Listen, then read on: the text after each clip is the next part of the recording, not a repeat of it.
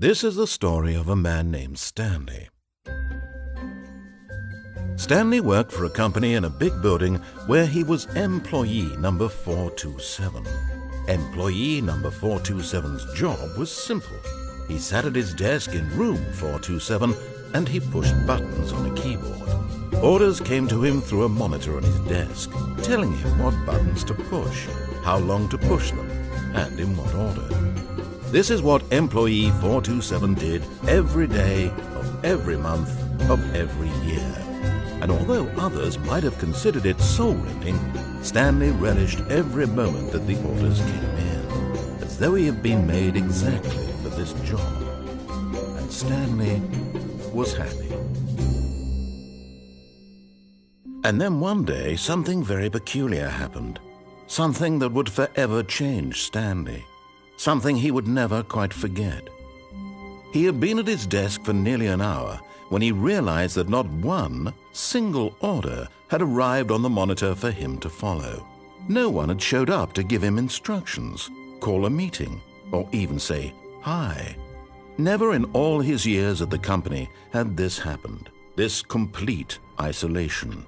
Something was very clearly wrong. Shocked, frozen solid, Stanley found himself unable to move for the longest time. But as he came to his wits and regained his senses, he got up from his desk and stepped out of his office.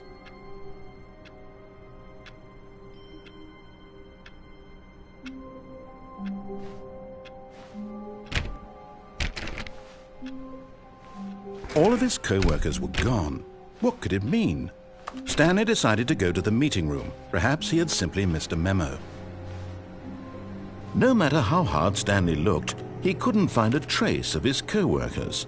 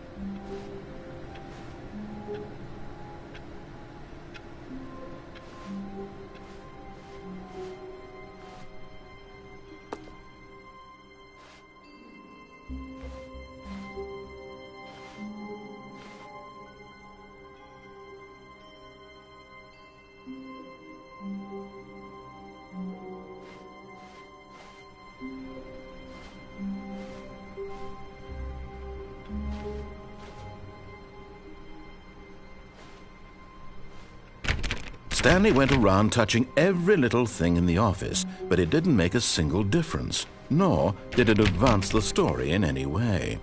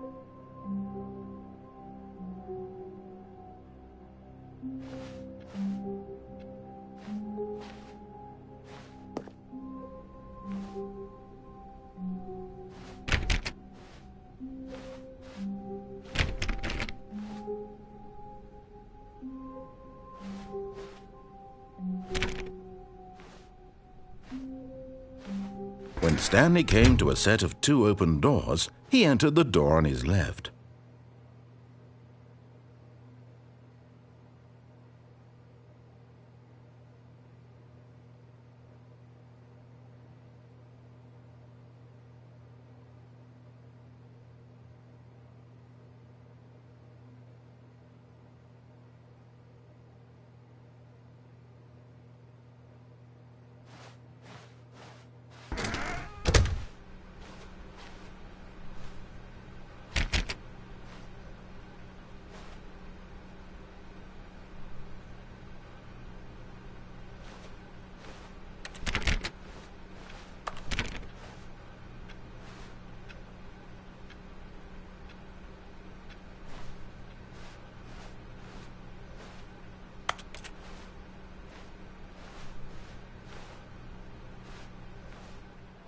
Yet there was not a single person here either. Feeling a wave of disbelief, Stanley decided to go up to his boss's office, hoping he might find an answer there.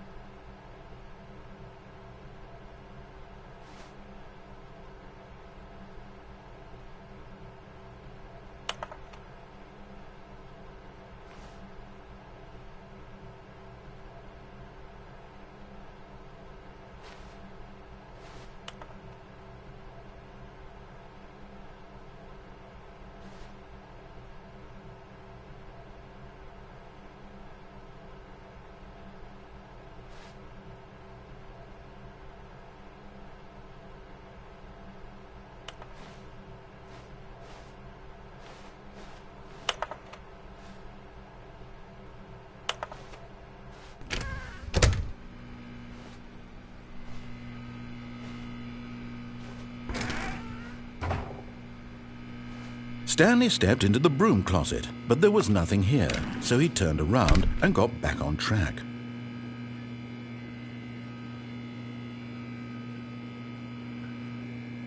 There was nothing here, no choice to make, no path to follow, just an empty broom closet. No reason to still be here.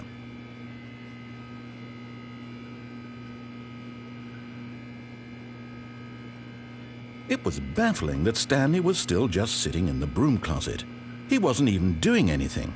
At least if there was something to interact with, he'd be justified in some way. As it is, he's literally just standing there doing sweet FA.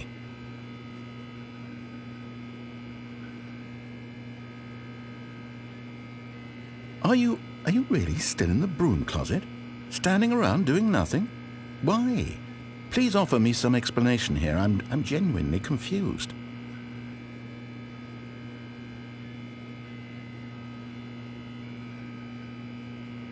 You do realize there's no choice or anything in here, right? If I'd said Stanley walked past the broom closet, at least you would have had a reason for exploring it to find out. But it didn't even occur to me because literally this closet is of absolutely no significance to the story whatsoever. I never would have thought to mention it.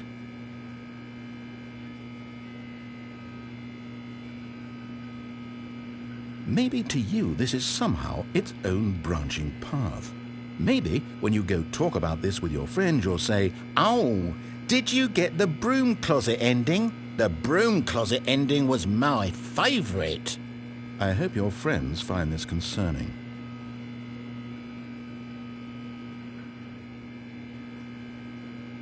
Stanley was fat and ugly and really stupid.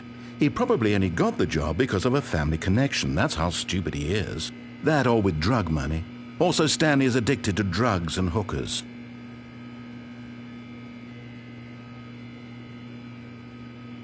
Well, I've come to a very definite conclusion about what's going on right now. You're dead. You got to this broom closet, explored it a bit, and were just about to leave because there's nothing here, when a physical malady of some sort shut down your central nervous system and you collapsed in front of your screen. Well, in a situation like this, the responsible thing is to alert someone nearby so as to ensure that your body is taken care of before it begins to decompose. Hello? Anyone who happens to be nearby? The person at this computer is dead.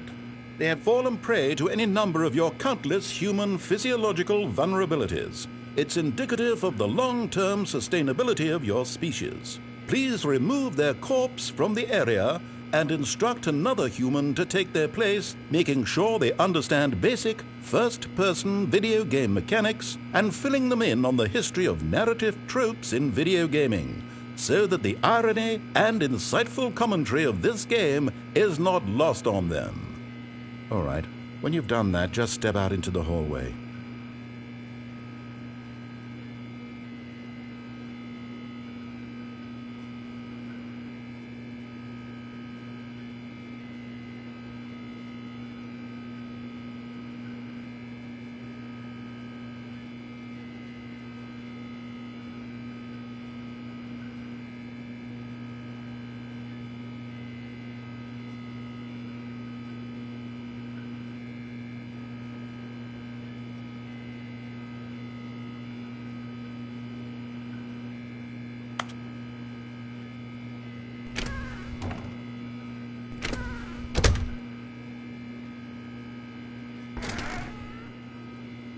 Ah, second player. It's good to have you on board.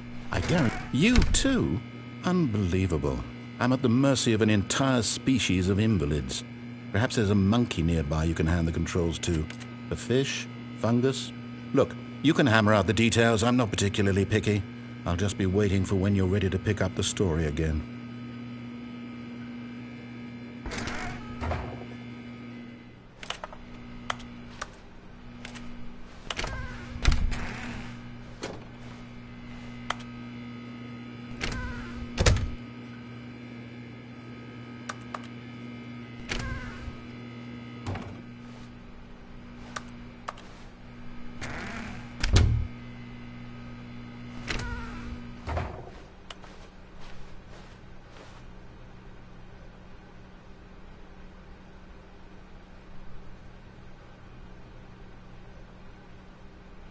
Coming to a staircase, Stanley walked upstairs to his boss's office.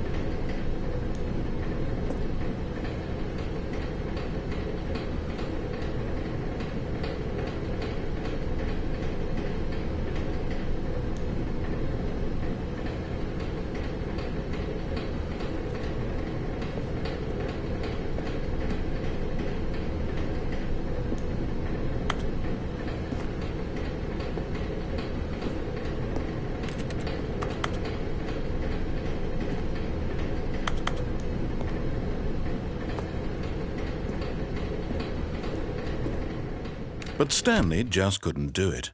He considered the possibility of facing his boss. Admitting he had left his post during work hours, he might be fired for that. And in such a competitive economy, why had he taken that risk? All because he believed everyone had vanished? His boss would think he was crazy. And then something occurred to Stanley. Maybe, he thought to himself, maybe I am crazy. All of my co-workers blinking mysteriously out of existence in a single moment for no reason at all? None of it made any logical sense. And as Stanley pondered this, he began to make other strange observations. For example, why couldn't he see his feet when he looked down? Why did doors close automatically behind him wherever he went? And for that matter, these rooms were starting to look pretty familiar. Were they simply repeating? No, Stanley said to himself, this is all too strange. This can't be real. And at last, he came to the conclusion that had been on the tip of his tongue. He just hadn't found the words for it. "I'm dreaming!" he yelled. "This is all a dream." Oh, what a relief Stanley felt to have finally found an answer, an explanation. His co-workers weren't actually gone. He wasn't going to lose his job. He wasn't crazy after all. And he thought to himself, I suppose I'll wake up soon. I'll have to go back to my boring real-life job pushing buttons. I may as well enjoy this while I'm still lucid. So he imagined himself flying and began to gently float above the ground. Then he imagined himself soaring through space on a magical starfield, and it too appeared. It was so much fun, and Stanley marveled that he had still not woken up. How was he remaining so lucid? And then perhaps the strangest question of them all entered Stanley's head. One he was amazed he hadn't asked himself sooner. Why is there a voice in my head dictating everything that I'm doing and thinking? Now the voice was describing itself being considered by Stanley, who found it particularly strange. I'm dreaming about a voice describing me, thinking about how it's describing my thoughts, he thought. And while he thought it all very odd and wondered if this voice spoke to all people in their dreams, the truth was that, of course, this was not a dream. How could it be? Was Stanley simply deceiving himself, believing that if he's asleep, he doesn't have to take responsibility for himself? Stanley is as awake right now as he's ever been in his life. Now, hearing the voice speak these words was quite a shock to Stanley. After all, he knew for certain, beyond a doubt, that this was in fact a dream. Did the voice not see him float and make the magical stars just a moment ago? How else would the voice explain all that? This voice was a part of himself too. Surely, if he could just... He would prove it. He would prove that he was in control, that this was a dream. So he closed his eyes gently, and he invited himself to wake up. He felt the cool weight of the blanket on his skin, the press of the mattress on his back, the fresh air of a world outside this one. Let me wake up, he thought to himself. I'm through with this dream. I wish it to be over. Let me go back to my job. Let me continue pushing the buttons. Please, it's all I want. I want my apartment and my wife and my job. All I want is my life exactly the way it's always been. My life is normal. I am normal. Everything will be fine. I am okay.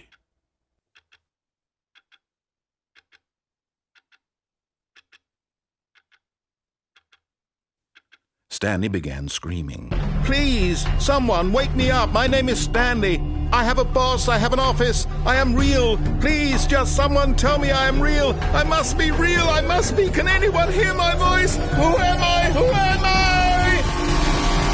And everything went black.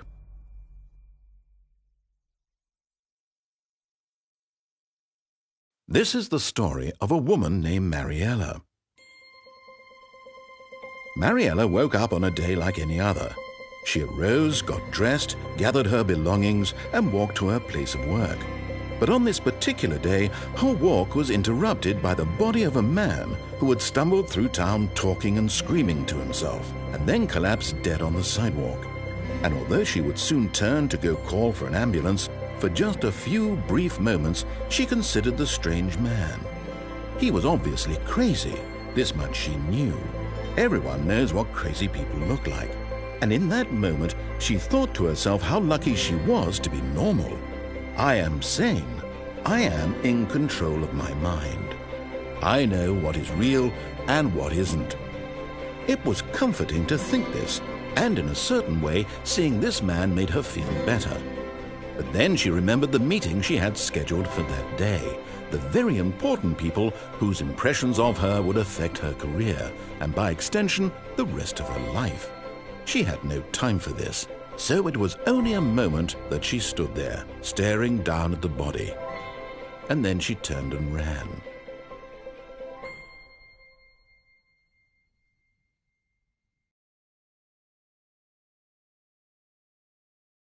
But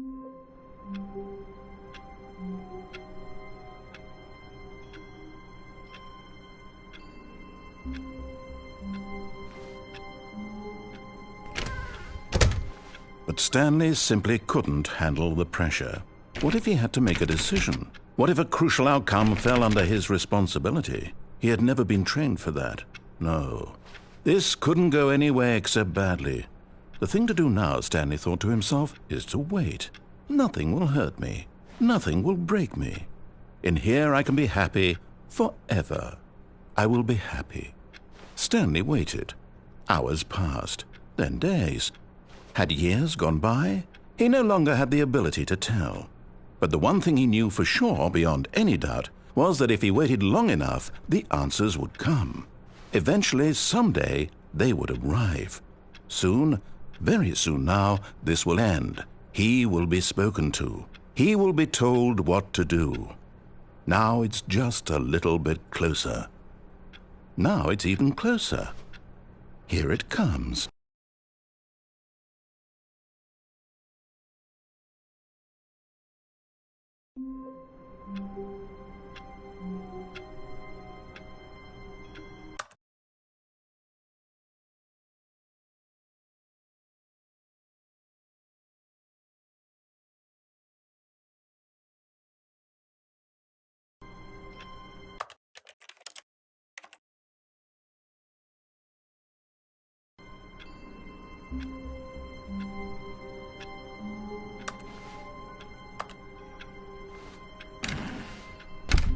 But Stanley simply couldn't handle the pressure.